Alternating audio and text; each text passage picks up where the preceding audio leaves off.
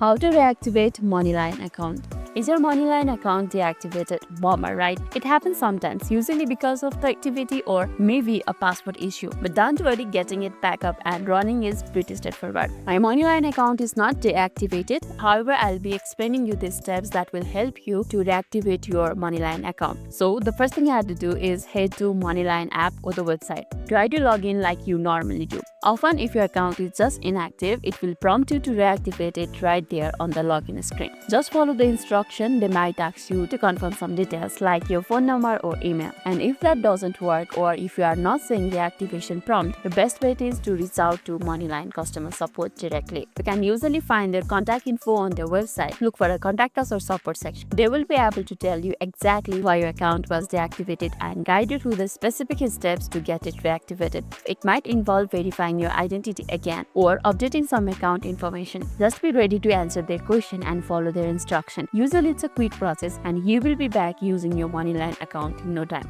So that was the steps that you have to follow in order to reactivate your Moneylion account. That's all for today's video, and if this video made your day a little bit easier, don't forget to like and subscribe for more amazing tips. Thanks for watching and see you in the next video.